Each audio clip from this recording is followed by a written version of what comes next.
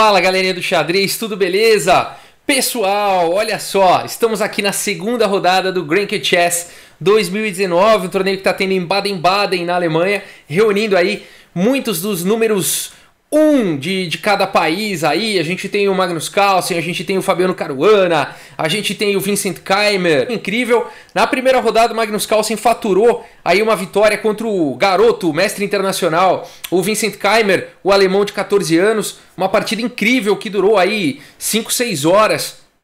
Mais até, se eu não me engano, foi até o lance 81 e o Magnus Carlsen conseguiu ali num final praticamente insano, assim, no bom sentido, né? Ele sempre acha em finais, assim, ele sempre acredita que ele pode vencer e acaba vencendo. O Magnus Carlsen é conhecido por vencer finais, usando aí a posição. É incrível ver o talento de finais. Carlsen, tá bom? A imortal aí do terceiro milênio, eu arriscaria dizer. Sem dúvida nenhuma, uma partida para ficar na história do xadrez. Não tem como não fazer spoiler, me desculpem. Vamos... peço aí para vocês que encarem essa partida mais como observar aí o brilhantismo dessa partida do que realmente o suspense aí de quem vai ganhar ou coisa assim, tá bom? Essa partida não tem como. Vamos lá, vamos dar uma olhada aqui. O Valer Pons está de brancas, ele começa com E4, o peão do rei joga de um jeito, né? Não dá para você esperar uma abertura do Magnus Carlsen.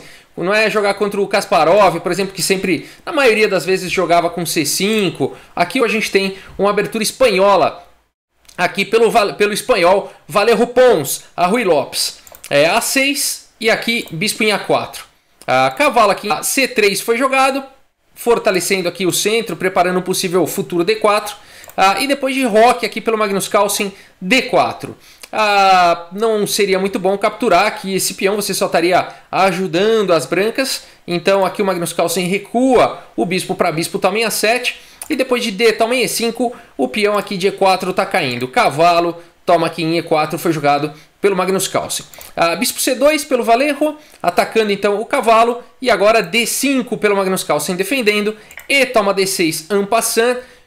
Quem está começando no xadrez não estranha não esse lance, dá uma procuradinha sobre en passant, tá? En passant, en passant, dá uma procuradinha no Google, vale a pena, é uma regra especial do xadrez. Cavalo toma D6 e agora bispo G5, atacando aí a dama, F6 protegendo, bispo em F4 e até aqui tudo muito teórico, até esse lance G5, aqui tudo padrão, bispo toma em D6, dama toma D6, dama toma D6 e C toma D6, e a gente tem uma posição aí teórica, praticamente a partida começa a partir daqui, tá bom?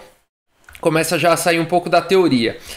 Mas o que está acontecendo aqui? As pretas têm uma estrutura de peões que tem que se provar se isso aqui é fraco ou não, porque afinal de contas é o seguinte, as pretas têm um peão isolado aqui na coluna D, mas se elas conseguirem avançar D5 e D4 e trocarem esse peão, não é nenhuma fraqueza para isso. O rei vai poder entrar mais fácil na partida.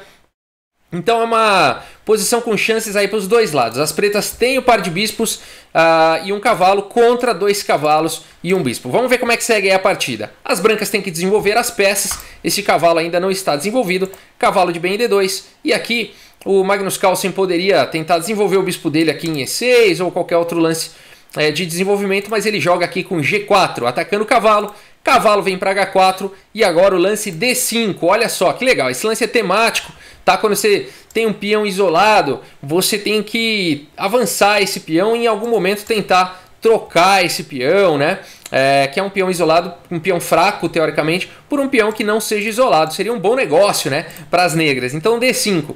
Cavalo em F5 e agora D4. O Magnus Carlsen conseguiu, então, encaminhar aí o seu peão isolado para a troca. E agora, o bonito de ver é que depois aqui de cavalo C4, o Magnus Carlsen não tem pressa em capturar aqui em C3, ele pode fazer isso a qualquer momento, né? Esse peão também está muito bem defendido no momento, e isso que vai mostrando aqui uma das características do estilo de jogo do Magnus Carlsen. Cada vez mais ele tem mostrado isso. A sua calma, a sua tranquilidade, ele não tem problemas em deixar tensão no tabuleiro, ele não tem problemas com isso. Como é que ele continua aqui? 5, o peão de G4 tá sozinho gritando por socorro, e aí o Magnus Carlsen joga H5, o amigo dele chega para defendê-lo do bispo aqui que estava em F5. A torre aqui de A em D1, fazendo pressão aqui no peão.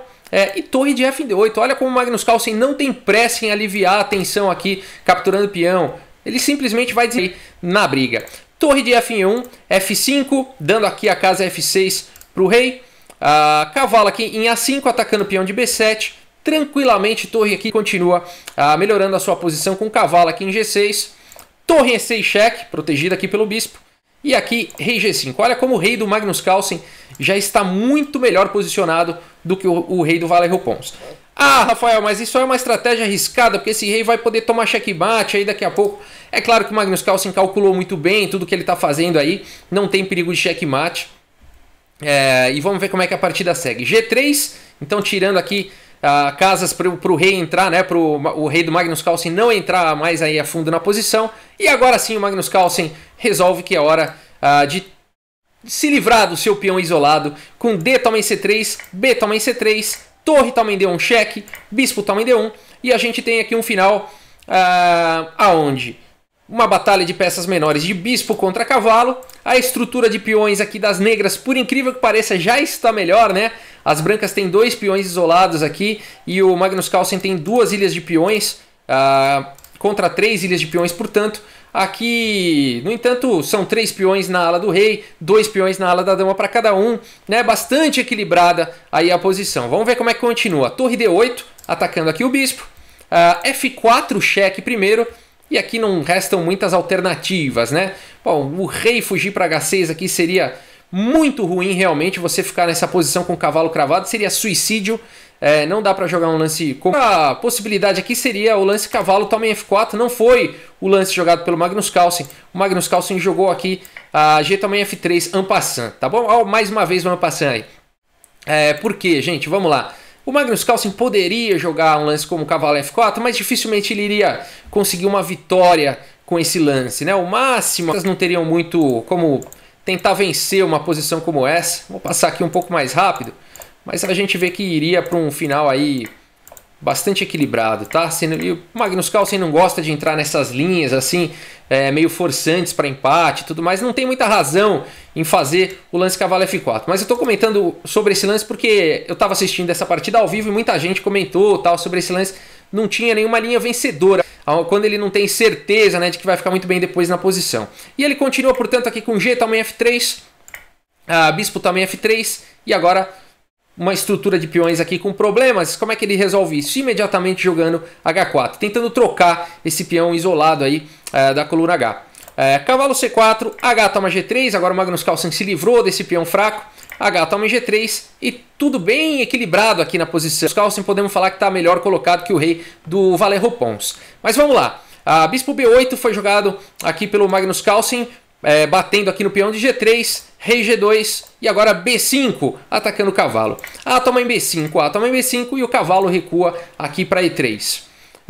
Torre D2 dando cheque, rei H3, torre aqui em D3, fazendo pressão no peão de C3 e aqui bispo E2, atacando a torre e fazendo um raio-x aqui no peão de B5.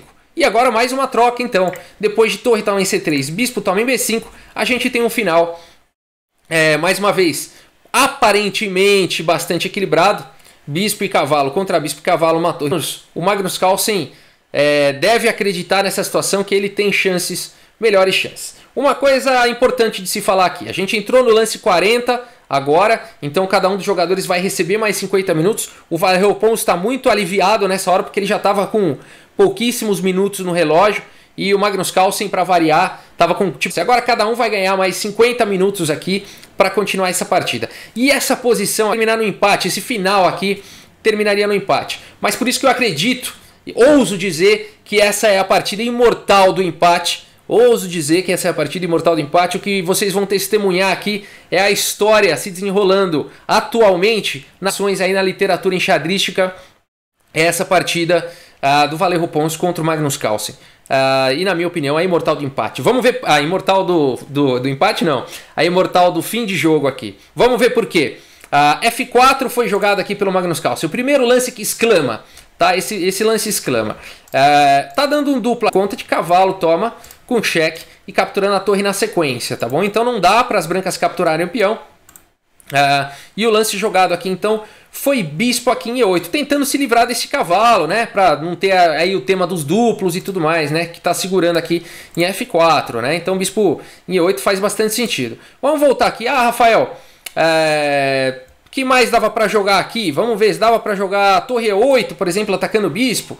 Daria, tá? A gente iria para uma posição complicada aqui com o bispo E5, defendido pelo cavalo. Poderia seguir para uma linha dessa, mas também com vantagens aí para as negras. Não ia ser muito diferente de como seguiu na partida.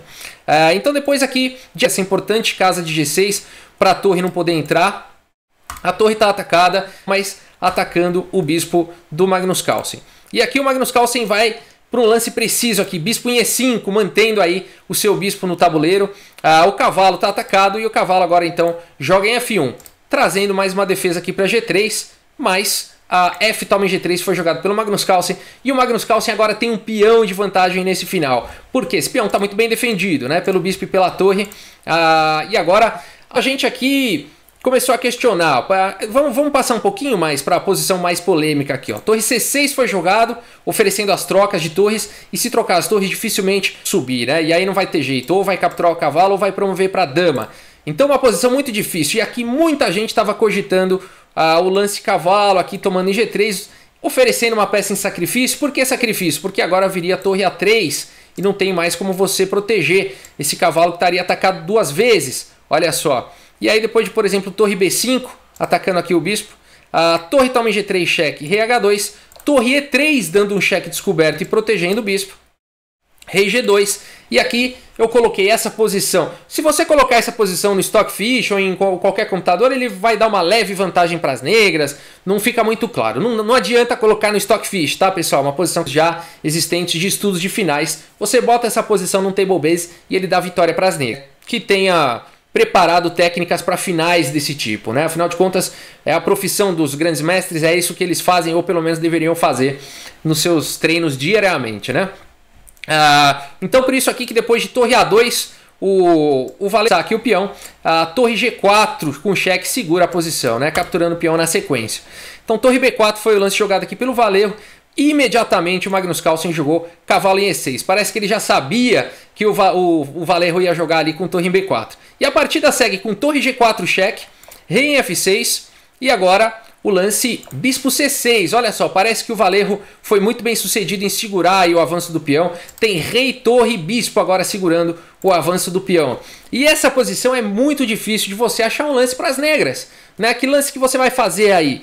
Né? Então, que lance jogar? E aqui só tem um lance que permite aí as negras continuarem com uma possível, né, uma continuação vencedora aí. E é realmente muito difícil de achar esse lance. Eu já estava colocando aí, estava todo mundo acompanhando ao vivo, as pessoas que estavam acompanhando ao vivo estavam vendo lá pelos softwares e tudo mais qual que seria o lance. Mas a gente estava achando que era quase que humanamente impossível encontrar aqui a continuação. E o Magnus Carlsen encontra o bonito lance aqui, o único lance G2. Essa é a imortal do final, né? Imortal de um final de jogo de xadrez aqui, na minha opinião. Olha que bonito esse lance G2, totalmente protegido aqui, a casa G2 aqui por 3 peças. E é o único lance que é brilhante aqui na posição. Bom, tem que ser capturado aí esse peão no rei e no bispo. E não dá mais para poder defender. Por exemplo, rei H2 aqui não defende, tá? Porque olha só, né? Cavalo toma aqui em G2, daria um cheque descoberto aqui. O cavalo está protegido pela torre. Vitória fácil para as negras, tá? Então olha que situação legal, né? Cavalo em F4, cheque. Brilhante essa posição. Não dá também para vir para cá. Simplesmente cavalo toma em G2 com cheque. O cavalo aqui protegido pela torre, né? Então aqui nessa posição, e depois de bispo também F4, é uma posição muito bonita, muito difícil ganhar uma posição como essa. Mais uma vez, se você colocar uma posição dessa no Stockfish, ele vai dar que está empatado, vai dar menos 0 ponto alguma coisa para as negras, não vai encontrar uma vitória. Mas será que o Magnus Carlsen consegue ver além do que um Stockfish enxerga? Será que ele consegue? É simplesmente um catálogo, você põe a posição lá, ele não vai pensar nada, ele já vai te dar se é vitória ou não. Ele já é como se tivesse sido feitas todas as combinações quando tem poucas peças no tabuleiro. No caso aqui a gente está com 6 peças no tabuleiro, né? Tirando os reis, 4 peças. Então, por isso que dá para existir o Table Bases, tá bom? Quem quiser saber mais aí sobre Table Bases, procura também no Google que tem bastante informação legal. E nessa posição, os table bases falam que existe vitória para as pretas. Agora, entre existir vitória e você conseguir essa vitória, é um caminho árduo, né? Vamos ver como é que continua aqui. Bispo em F3, começou a desconfiar que o Carlsen tinha um chip implantado no cérebro quando ele jogou esse lance. Depois de cavalo G3, rei G5, a ideia aqui é que o Magnus Carlsen vai restringindo os lances aqui do adversário. Cavalo aqui em E2 e mais uma vez bispo C7, um lance difícil de entender, né? Um lance que requer muito estudo realmente, preciso da posição, tentando restringir. E depois de rei F2, bispo B6, olha como o Magnus Carlsen pouco a pouco vai jogando o rei do Valerro para o canto e as peças vão ficando sem movimento. Rei E1 e aqui mais uma vez o lance preciso, bispo em E3. Todos os lances até agora, os lances recomendados pelos table bases. Olha só que situação aqui do rei, né? O rei tá bem restrito. Se ele vier para C3, simplesmente bispo dá cheque, capturando o cavalo na sequência. Então, esse lance é forçado, né? Porque o Magnus Carlsen estava ameaçando aqui cheque, e aí as brancas iam ter que entregar aqui o cavalo, né? Que seria quase um checkmate. Então, o rei aqui, e agora o rei também não pode mais se mexer. Olha lá, ele não pode voltar se não tem torre cheque, e ele não tem mais nem Magnus Carlsen, foi rei G5. E aqui a turma começou a falar que realmente o Magnus Carlsen não tem um chip no cérebro, não é um alienígena, ele é um ser humano. Por quê? Eu vou voltar. Aqui os table bases mandam jogar com torre D2 cheque, tá? Porque com ideias de que o rei não pode vir aqui para C1, senão torre E2 aqui capturaria com cheque. Então isso forçaria o rei aí para o canto e tudo mais. Teria uma longa sequência aqui, tá bom? Eu vou passar rápido aqui só para ver que coisa antinatural seria a sequência correta dos table bases, né? É uma coisa praticamente um cubo mágico aqui, por isso que eu vou passar rápido, né? Vencer uma posição como essa requer um talento assim que parece realmente um cubo mágico de 10×10, uma coisa assim, a dificuldade aqui, tá? Vou passar, mas aí aqui, ó, no lance, praticamente no lance 90 aqui a gente teria uma posição vitoriosa para as negras, tá? E a polêmica toda é que depois de rei D1 aqui, a última troca de peças foi no lance 50. E pela regra do xadrez, você tem depois da última troca 50 lances para dar checkmate. Então a questão é, será que o Magnus Carlsen conseguiria dar checkmate aqui até o lance número 100? Será que ele conseguiria a vitória?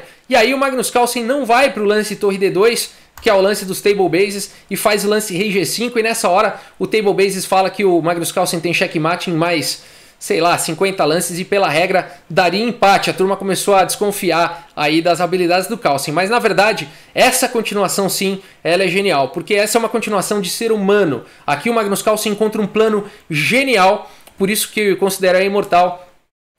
Não vai para um plano de computador, de cubo mágico, de cubo de Rubik, de 10×10, nada disso. Ele vai para um plano humano, que é levar aqui o rei para outra ala. Olha só a estratégia aqui do Magnus Carlsen. Ele quer levar aqui o rei para outra ala e aí sim, então, passar a torre para a coluna F. Vamos ver como é que ele faz isso. Vamos ver que genial isso aqui. Bispo em E4, rei F6, ó, levando o rei para a ala da dama. Bispo em F3. Olha como essa continuação é muito mais humana do que essa continuação que eu mostrei dos table bases. Rei E5, bispo G2, rei D6. E aqui o Valerro só pode ficar mexendo o bispo. Bispo em E4, rei C5, bispo em F5, e agora sim, com o rei na ala da dama, o Magnus Carlsen encontra uma continuação brilhante aqui, com torre D2 cheque, rei E1, e agora sim torre D8. Olha só que legal, né? Esse bispo aqui na coluna F, o rei não pode ir para a coluna F, senão perde o bispo.